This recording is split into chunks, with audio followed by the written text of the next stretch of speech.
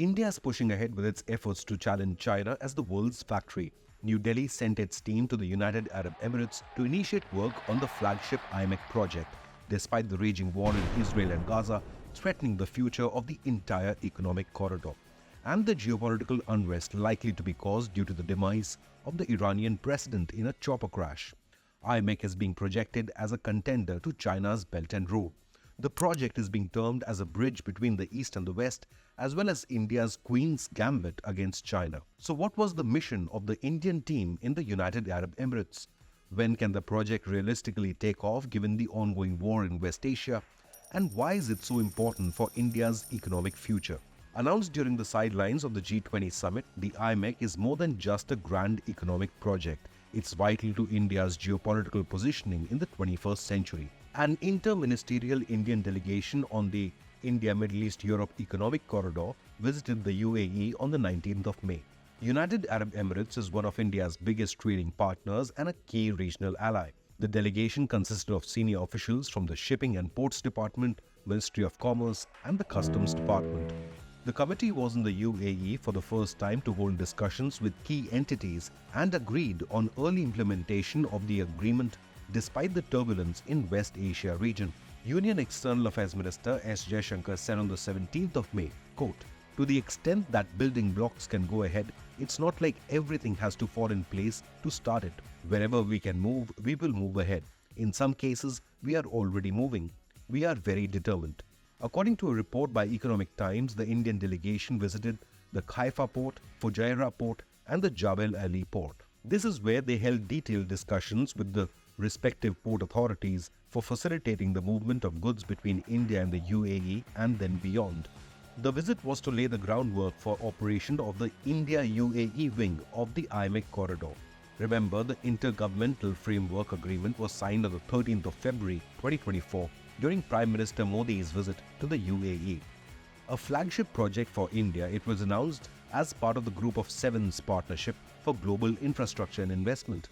The United States, European Union, Germany, Italy, France, and the UAE, Saudi Arabia, and India all signed a Memorandum of Understanding or MOU, which the US President Joe Biden labeled as a big deal at the time.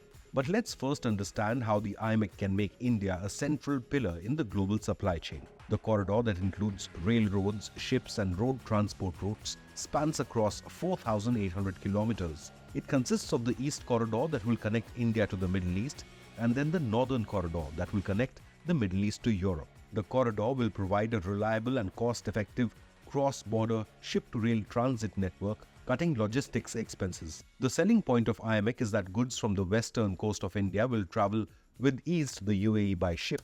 Indian goods will be collected at the port of Mumbai and shipped to Jebel Ali in UAE before being transported across the Kingdom of Saudi Arabia by train to Israel.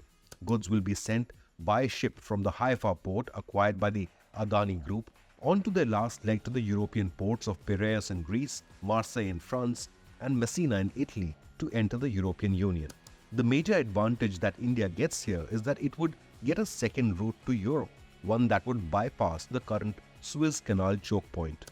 The corridor aims to forge a new global supply chain de-linked from any dependence on China. Jaishankar hailed IMEC's future prospects at the roundtable discussion in Tokyo in March, and I quote, "Corridor will be very important in an era of green hydrogen and green ammonia as well." But there is another interesting observation regarding India's motivation for such a connectivity project. Smooth connectivity to the region will ensure India's access to the gas fields of the Eastern Mediterranean, giving India a chance to import gas from this region.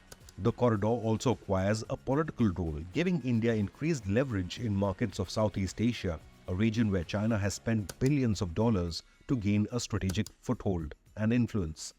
This brings us to the big question: is the IMEC a rival to China's Belt and Road Initiative? The Belt and Road Initiative, touted as the project of the century by Chinese President Xi Jinping, was introduced a decade ago.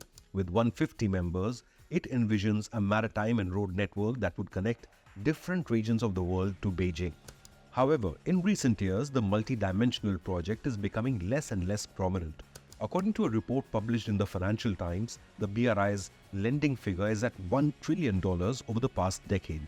Data released by Rhodium Group in March of this year highlighted how China has had to renegotiate or even write off debts to the tune of $76.8 billion of debt-burdened nations marred by the COVID-19 pandemic. Most agreements have been shrouded in secrecy as no official numbers were released by the Chinese government. Researchers from the University of Munich, Harvard Kennedy School, and K Institute have also highlighted that around 50% of Chinese lending is not included in World Bank database. Chinese investments in the neighboring nations have been termed debt trap diplomacy, where China would initially lure countries into taking Chinese money, pushing them into debt, which many of them have been unable to service, such as Sri Lanka, Pakistan, and even some African nations. Some of the already established rail networks connecting Asia and Europe have also become non-functional due to the ongoing Russia-Ukraine war. China's BRI is facing issues, but the real question is, will India and Europe be able to capitalize with the IMEC? Have your say.